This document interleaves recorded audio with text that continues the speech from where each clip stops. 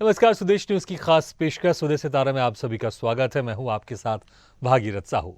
स्वदेश सितारे में आज हम रूबरू होंगे फिल्म और टीवी सीरियल के लोकप्रिय अभिनेता राधा कृष्ण दत्त से। राधा कृष्ण दत्त का जन्म झारखंड की राजधानी रांची में हुआ।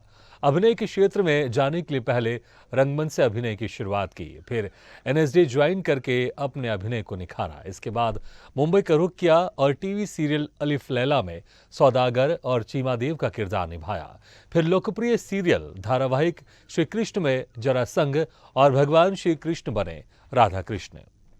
धारावाहिक देवों के देव महादेव में भगवान ब्रह्मा बने राधा कृष्ण। तो टीवी सीरियल जमुनिया, ओम नमः शिवाय, जब तब व्रत, तो क्राइम शो सीआईडी समेत कई टीवी सीरियल में अहम भूमिका निभाई है राधा कृष्ण दत्त ने। इसके अलावा अगर फिल्मों की बात करें तो फिल्म चक्रव्यूह और अपहरण में चीफ मिनिस्टर का किरदार निभाया है राधा कृष्ण दत्त ने। तो आज हम इनसे रूबरू होंगे और जानेंगे इनके अभिनय के सफर के बारे में। तो तस्वीरों में आप देख सकते हैं आज के हमारे मेहमान राधा कृष्ण दत्त को। डिफरेंट किरदार में नजर आ रहे हैं राधा कृष्ण दत्त।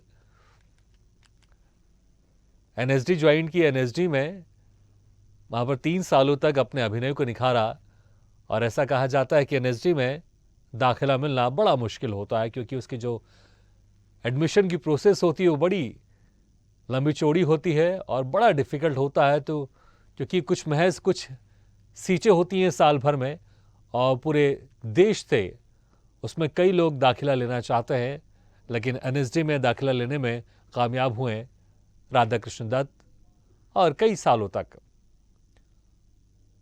अपने आप को एनएसडी में निखारा और उसके बाद फिर मुंबई का रुख किया और वहां पर दूरदर्शन का लोकप्रिय टीवी सीरियल अलिफ लैला में सौदागर और चीमा देव का किरदार निभाया और लोकप्रिय धार्मिक सीरियल श्री कृष्ण में भी जरासंध का किरदार निभाया है राधा कृष्ण दत्त ने। और डिफरेंट आप किरदार में तस्वीर देख सकते हैं राधा कृष्ण दत्त जी की। फिल्म अपहरण में अजय देवगन के साथ अहम भूमिका में नजर आए हैं और वो तस्वीर भी हम आपको दिखा रहे थे। और इस वक्त हमारे साथ सीधे जुड़ गए अभिनेता राधा कृष्ण दत्त। राधा कृष्ण दत्त जी, आपका बहुत बहुत स्वागत है स्वदेश न्यूज की खास पेशकश स्वदेश सितारे में। नमस्कार सर, मुझे वाकई बहुत अच्छा लग रहा है, क्योंकि जो आपकी मुस्कुराहट है, आपकी मुस्कुराहट दिल को खुश कर देती है और आपकी जो मुस्कुराहट बड़ी खूबसूरत है और बड़ी बहुत प्यारी और मीठी है। सर, कैसे आपकी शुरुआत हुई इस अभिनय के क्षेत्र में जाने के लिए? कब आपको लगा कि मुझे इस अभिनय के क्षेत्र में जाना चाहिए?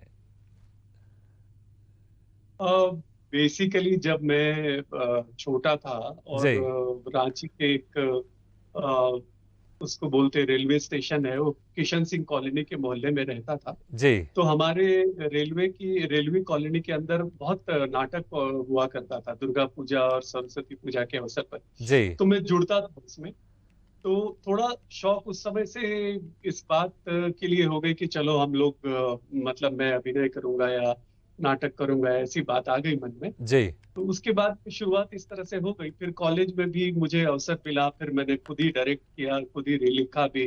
और जी हमारे सेंट कॉलेज रांची में था, तो हमारे फादर वहाँ पे थे, उन्होंने स्पॉन्सर किया सब कुछ। हाँ फादर होते हैं प्रिंसिपल फादर, फादर जी विंट्रॉय। तो इस तरह से एक शुरुआत हो गई और मन में इच्छा भी पैदा हो गई।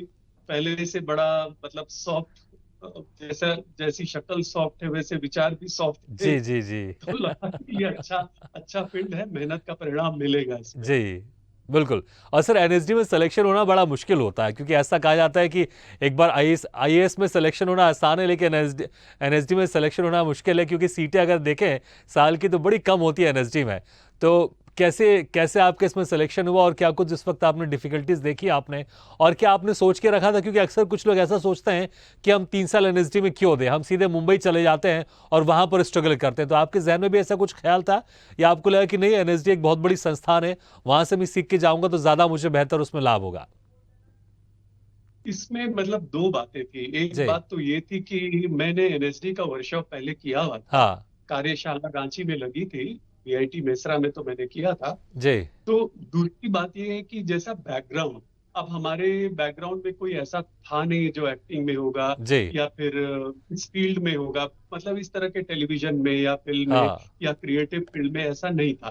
तो अब मैंने ये सोचा कि मैं किस तरह से शुरू करूं। तो जी। शुरू करने के लिए जरूरी हो जाता है कि आप कोई भी किसी भी विधा में जाएं तो हाँ। उसका वैज्ञानिक तरीके से उसका आप शिक्षित हो। जी। तो वैज्ञानिक रूप से शिक्षित होने के लिए मुझे लगा कि एनएसडी एक ऐसी संस्था है जहां मैं जाऊंगा हाँ। तो एक मैं वैज्ञानिक तरीके से अभिनय को समझ सकता हूँ, सीख सकता हूँ, और इसका फर्क भी बहुत पड़ता है। जी। मतलब अगर आप अभिनय करते हुए देखेंगे कि जो एनएसडी के एक्टर हैं, जो हाँ। नॉर्मल रेगुलर एक्टर हैं, उनके काम में बहुत डिफरेंस नजर आता है। बिल्कुल। क्योंकि हम लोग को मतलब जब पात्र का चयन होता है या जिस पात्र के लिए मुझे रखा जाता है तो उसकी पूरी विधा के बारे, उस पात्र के बारे बहुत अध्ययन जी। करना पड़ता है।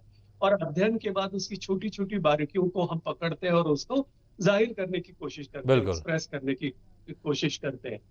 तो और तीसरी बात ये थी कि जब भी मतलब आप एक ऐसे अनजान जगह में पहुंचते हैं तो मुझे लगता है कि आपको सशस्त्र पहुंचना चाहिए। बिल्कुल सर, इसमें कोई शक नहीं। तो सर पहले अटेम्प्ट में एनएसडी में हो गया था या कुछ एक दो बार और करना पड़ा आपको, या पहले अटेम्प्ट में आपने एनएसडी में नहीं, दाखिला मिल गया था?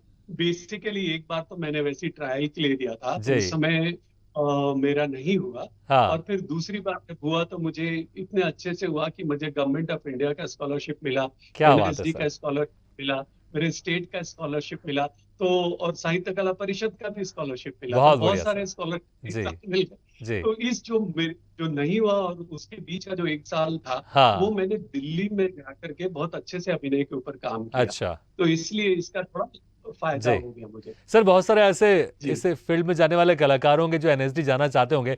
सर अगर कोई छोटी सी आप टिप्स अगर आप उनको दे दें कि किस तरह से वो अपना सिलेक्शन करवा सकते हैं एनएसडी में, किस तरह से उनका सिलेक्शन हो सकता है, कोई अगर आप टिप्स दे देते हो।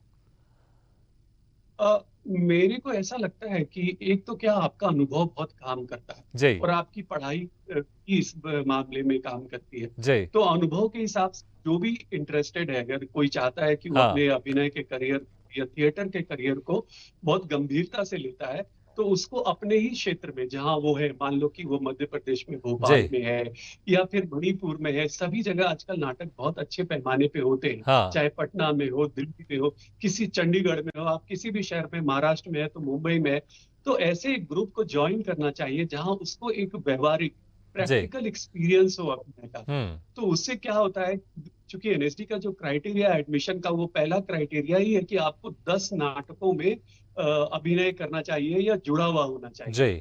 तो वो जरूरी होता है क्योंकि वो पहला आपका टेस्ट होता है अपने जी। लिए।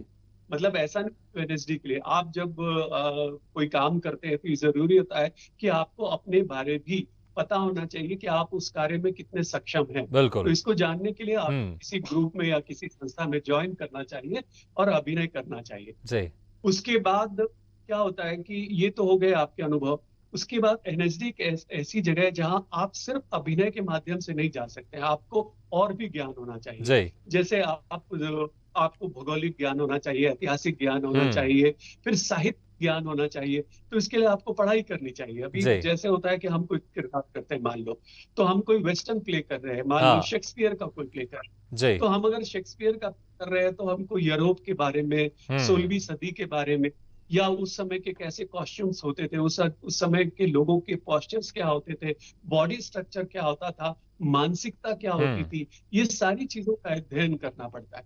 तो अगर आपको इन बारीक चीजों के ऊपर अध्ययन करने की आदत न हो या अनभिज्ञता हो तो फिर आप थोड़ी मुश्किल हो जाएगी। हम्म। इसीलिए मुझे लगता है कि व्यवहारिक ज्ञान के साथ साथ आपको एक मतलब एक ऐसा भी जनरल नॉलेज भी होना चाहिए जी। हर चीजों को लेकर के। बिल्कुल। और देखो थिएटर में कहते भी है, theatre is a mirror of the society. बिल्कुल। कोई भी कला होती है, चाहे वो फिल्म ही क्यों ना हो, हम्म। फिल्म तो खैर कमर्शियल है, बहुत बड़ा होता है, पर रंगमंच में ये जरूरी होता है कि उस सामाजिक ज्ञान का भी, सामाजिक जी।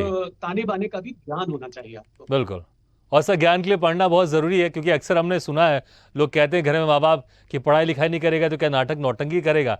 लेकिन मुझे लगता है कि एक्टिंग करने के लिए बहुत कुछ पढ़ना पड़ता है, और आपके पास जितना आप पढ़ेंगे उतना अच्छा आप एक्टिंग कर पाएंगे। क्योंकि जो भी आपने जिक्र किया क्योंकि आपको इसमें सभी चीज़ का नॉलेज लेना पड़ेगा। अगर आप इंजीनियर बन रहे हैं तो आपको सिर्फ इंजीनियरिंग की पढ़ाई करनी पड़ेगी, लेकिन अगर आप अभिनेता बन रहे हैं तो आपको इंजीनियर के बारे में पता होना चाहिए, लॉयर के बारे में पता होना चाहिए, पुलिस के बारे में पता होना चाहिए। आप जितना ज़्यादा अच्छा पढ़ेंगे, जितनी ज़्यादा जानकारी होगी, आप उतने अच्छा अभिनेता बनेंगे आप इसमें। जी सर, आप उसके बाद बिल्कुल सही कह रहे जी हो। सर, उसके बाद इसमें फिर जब इसमें दो जी बात। जी जी हाँ, जी बोलिए सर, नहीं बोलिए। नहीं सर, वो बोलिए सर, आप अपनी बात कर। जी इसमें दो बातें और भी महत्व की होती हैं। जी मतलब कभी क्या होता है कि आम जो लड़के बच्चे होते हैं ना, हाँ फिल्में वगैरह फिल्म को देखकर उनको ऐसा लगता है वाह क्या बात है, मजा आ जी गया, बड़ी रोमांटिक लाइफ है, बड़ी अच्छी हाँ लाइफ है, लग्जरी लाइफ है। पर ऐसा होता नहीं है।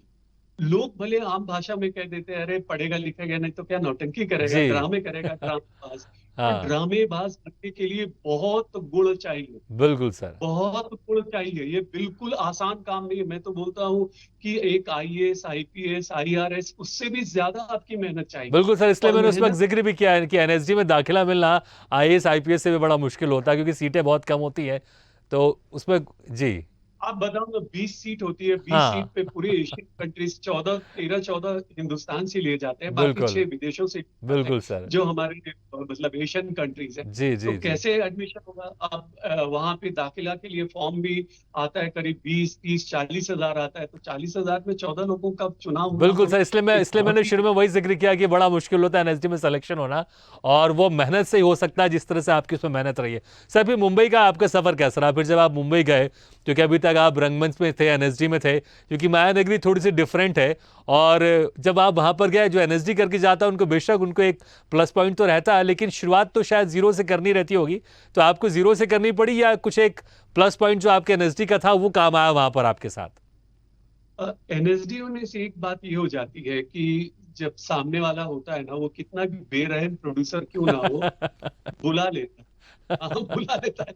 वरना क्या होता है, वो आम आम जैसे एक्टर जाते हैं ना, तो उनसे बात ही नहीं करता, मिलता ही नहीं है। अच्छा और जो बहुत ही बड़े प्रोड्यूसर होते हैं तो बहुत ही मुश्किल है उनसे मिलना। अच्छा और ये शायद एक वजह ये भी होगी कि मैं थोड़ा शाई था इस मामले में, जी इसलिए फिल्म वालों से मैं उस तरह से मुलाकात नहीं कर अच्छा जी पाया। टेलीविजन का क्या एक लाभ हो जाता है कि टेलीविजन में ना फास्ट फूड टाइप का है। यहाँ बिल्कुल एक्टर भी बहुत फास्ट चाहिए और काम भी फास्ट होता है। हाँ और हमको दिन भर में इतना काम मतलब निकाल के देना है।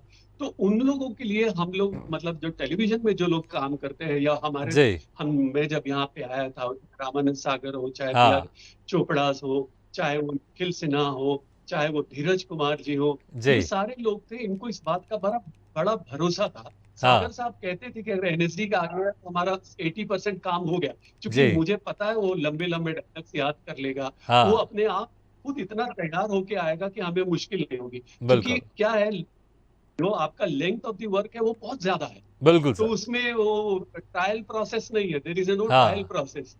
तो उस हिसाब से उस टेलीविजन में बहुत सुटेबिलिटी बढ़ जाती है। हाँ जहां तक फिल्मों की बात है, फिल्में बहुत बारीकी, मतलब बारीकी इन द सेंस मैं ये कह सकता हूँ कि वहां पे मतलब एक सेट, मैं उसको कैसे आपको जाहिर करूं, वो लोग बहुत वैसे लोगों पे ट्रस्ट करते हैं जो ज्यादातर मतलब हों फिल्मों के, या हाँ फिर मिलना बहुत difficult। जी और सब मिला के मैं यही कहना चाहता हूँ कि एक मतलब जब एक एक्टर आता है एनएसडी से या दिल्ली हाँ से या काम करके आता है, उसमें इतनी जीवट होनी चाहिए कि वो दर दर दरवाजे दरवाजे भटके। तो बिल्कुल उसमें थोड़ा सा मैं शाही था, मतलब तो मुझे सर, ये नहीं जो लगता था आपको कि मैं सर, ये जो शूटिंग आपका पहला ब्रेक था, वो फिर कैसे मिला आपको? जैसे आपने जिक्र किया आप बड़े शाही थे, तो कैसा जो पहला ब्रेक था आपको, वो कैसे हाँ, मिला आपको? तो वही है कि मैं जब मुंबई आया तो द हाँ सोर्ड ऑफ टीपू सुल्तान उस समय शो यहाँ बन रहा था, उसकी जी शूटिंग फिर राजस्थान में होने लग गई। तो मैं आया था तो मेरे को तो कुछ काम ही नहीं था, तो कुछ मतलब रहने सहने का भी कोई ठिकाना नहीं था। जी और वहां पे एक अच्छी मतलब कास्टिंग डायरेक्टर थी मीनाक्षी ठाकुर जी। तो वो सब मुझे जानती इन द सेंस कि उन्होंने एनएसडी में मेरे प्लेस वगैरह देखे थे। हाँ तो मैं उनसे एक दिन मिलने चला गया, और वो इत्तेफाक है जीवन का, मतलब मैं आए हुए 2 दिन नहीं हुआ था। तो मैंने कहा मैम ऐसी ऐसी बात है, और मैं एनएसडी का, बोले मैंने आपका प्ले देखा है, एक अच्छा अच्छा सा रोल निकल रहा है। वो बाल कृष्ण सिपे सालार है, वो मीर साथी को वही मारता है। तो हाँ ये रोल है ऐसा, तो आप इंटरेस्टेड हो गए? तो मैंने कहा कि मेरे लिए मतलब बिल्कुल इंटरेस्टेड हो। तो उन्होंने मुझे जयपुर सामोद भेज दिया। वहां गया तो मुझे पता चला मेरा ये रोल है और मेरा ये 4 एपिसोड में खत्म होगा। पर जब मेरी पहले एपिसोड के पहले सीन की शूटिंग ही जी। संजय खान साहब के साथ हो रही थी, हाँ। और संजय खान थोड़े मुतासिर हो गए, बोले कि वाह अच्छा कर रहा है लड़का, तो बड़ा फटाफट कर रहा है। तो उनको मतलब हम तो लंबे लंबे डायलॉग याद करने में माहिर। जी। तो उनको बड़ी अच्छा लगा, तो उन्होंने बोला ऐसा है कि मैं आपके आपके रोल को इस तरह से कन्वर्ट कर देता हूँ और आप हमारे साथ till the end of the episode है या कहा क्या सीरियल बात है। तक आपका ये रोल चलेगा, आप मेरे खासम खास सिपे सालार होंगे, जी। तो आपके पास वक्त है क्या? तो मैं उनको तो ये नहीं कह सकता था ना कि मेरे पास वक्त ही वक्त जी। है, क्योंकि उस तो मैंने उनको बिल्कुल कहा कि हाँ मेरे पास वक्त है और मैं आपके साथ काम जी, करूंगा। जी, जी। तो इस तरह से टीपू सुल्तान की वजह से मुझे 26-27 एपिसोड के मतलब 45 मिनट का एपिसोड हुआ करता था और बहुत सुपरहिट सीरियल था, रोल बिल्कुल भी सर, मेरा कोई अच्छा शक था। नहीं इसमें। तो तो हुँ। उन्होंने मुझे एक अच्छा सा ब्रेक दे दिया खान साहब ने। और फिर क्या हुआ कि मुझ में थोड़ी हिम्मत हो गई, फिर मुंबई आने की ताकत हो गई। यहाँ यहाँ आया तो फिर मनोज कुमार साहब ने भारत के शहीद दिया। फिर हाँ। रामानंद सागर ने बहुत जम के काम दिया, सागर साहब से मुलाकात हुई। जी। तो मुलाकात में पहला ही अलिफ लैला का फिर मैंने मेन रोल किया, पहली स्टोरी करीब छब्बीस जी सत्ताईस सर, एपिसोड की सौदागर थी। का रोल किया था आपने। जी। हाँ, सौदागर जी, का रोल किया था। जी। तो इस हिसाब से मतलब उसके हिसाब से फिर काम मिलने लग गया, फिर हुँ। धीरज कुमार साहब ने दिया, फिर सुनील अग्निहोत्री ने चंद्रकांता में काम जी। दिया, युग में काम। हाँ। अभी पहले के दौर में उस सर, समय आपने क्या जो एक होता था। सॉफ्टनेस की बात की थी सर, तो जो जरासंध का रोल जी आपने किया था श्री कृष्णा में, सर वो थोड़ा-सा जी। नेगेटिव किरदार था। तो कैसे जब आपको ये रोल ऑफर हुआ तो आपको लगा कि मैं तो इतना सॉफ्ट हूँ, मेरी इतनी खूबसूरत स्माइल है, तो जरासंध के रोल के लिए मुझे क्यों चुन रहे हैं? उसमें वो बहुत आपने बहुत प्रश्न अच्छा पूछा जी। मेरे से। और ये मैं हमेशा अपने प्रोड्यूसर से प्रश्न पूछता हूँ जिस तक पहुंच जाता हूँ, कि मुझे नेगेटिव कैरेक्टर क्यों नहीं दिया जाता। अच्छा। ये मैं पूछता हूँ जो आप मेरे से पूछ रहे हैं। जी, जी, जी। पर क्या था कि ये सागर साहब का एक बहुत विश्वास था। हाँ। रामानंद सागर बहुत मतलब मैं ऐसा ऐसा लेखक और इस तरह की सोच जिसका मतलब हॉराइजन ऑफ थिंकिंग इतना बड़ा था। जी। उनको उनको ऐसा लगता था कि अगर मेरा एक्टर अच्छा है तो वो कोई सा भी रोल करेगा। बिल्कुल, उन्होंने मुझे उस जरासंध का रोल दिया, कृष्णा में विश्वकर्मा की का भी रोल दिया मुझे बिल्कुल। उन्होंने उसी सीरियल के अंदर। और हाँ। फिर मुझे अलीफ लैला में उसका मेन रोल सौदागर का दिया। मतलब इतनी झड़ी भर के मेरे को काम दिया उन्होंने। बोला कि मेरा टेस्ट यही होता है कि अगर एक्टर अच्छा है तो वो कोई भी रोल करेगा। पॉइंट नंबर 2, उस समय क्या होता था उस दौर में कि थोड़ा जो माइथोलॉजिकल विलन कैरेक्टर होते थे हाँ। वो एक सरकास्टिक हंसी हंसते थे। मतलब जी। मतलब एक बोलते हैं ना विलेनिश लाफ, लाउड लाफ जिसको जी, बोलते हैं। जी। पर मैंने ये बोला रामानंद सागर जी से और उनके बेटे डायरेक्टर मोती सागर से कि सर मैं कोई भी अननेचुरल एक्टिविटी नहीं करूंगा। हाँ। और अगर आपको ध्यान हो तो मैं पूरे जरासंध के इतने लंबे रोल में मैंने कभी भी आर्टिफिशियल लाफ्टर नहीं दिया। बिल्कुल सर। जी, जी। मैंने बहुत नेचुरलिस्टिक करने की कोशिश की है। हाँ। वो चूंकि युद्धा बहुत बड़ा है जरासंध, तो उसका एग्रेसिवनेस होना वो ठीक है, मतलब द पावर जो है किरदार का वो दिखना चाहिए। हाँ। पर कितना भी पावर दिखे फिजिकली मेंटली या वर्बोस तरीके से, पर इसका मतलब नहीं कि कोई भी किसी भी किरदार में हाँ। आर्टिफिशियल हो जाए। ये मेरा बिल्कुल। मानना था। तो उनको ये बात बहुत पसंद आई और वो मतलब उन्होंने मुझे वो रोल दिया और वो मेरा पहला नहीं सर, रोल था। बिल्कुल सर, कुछ हम उसकी झलक भी देख रहे हैं तस्वीरों में, क्योंकि आपकी जो आंखों के जी एक्सप्रेशन से समझ में आ रहा है कि उसमें कितने ज़बरदस्त आप उस किरदार में दिख रहे हैं। लेकिन सर वहीं अगर फिर हम दूसरे हम किरदारों की बात करें, भगवान ब्रह्मा की आपने भूमिका निभाई है आपने, और बहुत सारे डिफरेंट डिफरेंट किरदार आपने निभाए हैं। लेकिन जब इस तरह से एक भगवान का किरदार निभाना, ब्रह्मा जी का किरदार निभाना, तो कुछ अपने अंदर कुछ ऐसे आप कुछ परिवर्तन महसूस करते हैं जब आप वो किरदार करते रहते हैं? क्या कुछ उस वक्त महसूस करते हैं आप, क्योंकि भगवान ब्रह्मा जिसने सृष्टि रची है और आप उसका किरदार निभा रहे हैं? ये भी बहुत अच्छा प्रश्न आपने पूछा है भगीरथ जी, मेरे को बहुत अच्छा लग रहा है। जी। क्योंकि जब एक मन में जज्बात होती है, हाँ। और मैंने कहा ना कि हम ऐसे जगह से आए हैं, राष्ट्रीय नाट्य विद्यालय से आए हैं, कि हम कोई भी किरदार, मैं काम भी अपनी संतुष्टि के लिए करता हूँ। हाँ। मैं मतलब मेरा ये पता नहीं, मुझे इसका शायद नुकसान भी हुआ होगा, मुझे ये बात पता नहीं है। पर मेरे को जिस किरदार करने में संतोष होता है और हाँ। जहां लगता है कि मेरे लिए थोड़ा भी चैलेंज है, वही रोल करता हूँ। और ज्यादातर मेरी कोशिश ये रहती है, आपने देखा होगा, जी। कि मैं अपने किरदार को रिपीट नहीं करता। हाँ। जो किरदार मैंने एक बार किया उसको रिपीट नहीं करता हूँ। तो मतलब आप बहुत अच्छा, आपका प्रश्न अच्छा इसलिए है कि जब मैं भगवान विष्णु करने गया जय गणेश में, जिसके लिए मुझे जी। अवार्ड भी मिला, हाँ, तो मेरे लिए ये एक बहुत बड़ा चैलेंज था, क्योंकि भगवान विष्णु बहुत ही संतुलित हैं, बिल्कुल। बहुत ही संतुलित है। मतलब किसी भी परिस्थिति में वो आवेशित नहीं होते, बहुत स्थिर है, बहुत जी, काम है, क्योंकि वो संसार का संचालन करते हैं। जो व्यक्ति संचालन करता है वो बहुत स्थिर और काम होता है। तो ये मतलब देखो, ब्रह्मा विष्णु महेश की जो कल्पना है वो भी संसार के संचालन से रचित है। बिल्कुल। ऐसा नहीं है वो बिल्कुल अलग है। अलग जी, अलग परिस्थितियों में देश का संचालन करने के लिए अलग अलग व्यवस्था बनती है, पर प्रारूप और कार्यशैली लगभग एक जैसी होती है। जी, एक जैसी होती है। आप पूरा मतलब पुराणों में और ग्रंथों में जाके देखेंगे हाँ, तो आपको इस बात का एहसास होगा। तो जब मुझे विष्णु का रोल मिला, चैलेंज आया, चूंकि उस समय जरासंध कर ही रहा था मैं, तो हाँ, मैंने कहा कैसे इसको करूंगा मैं। तो मैंने बहुत उस तरह से उसको, जैसे कि मैंने आप बताया, is a very calm person, he takes decision. हाँ, वो एक संसार को रन करता है, तीनों लोग को रन करता है। और तो ये सब मन में विचार रख करके, और भगवान है तो उसमें एक माधुर्य तो रहता ही रहता है, बिल्कुल अगर सर। आप ब्रह्मा और सर भी या लेकिन मुझे विष्णु भी लगता है उसके करें। लिए आपको ज़्यादा मेहनत नहीं करनी पड़ी होगी, क्योंकि सर वो इनबिल्ट है आपके हाँ, अंदर वो।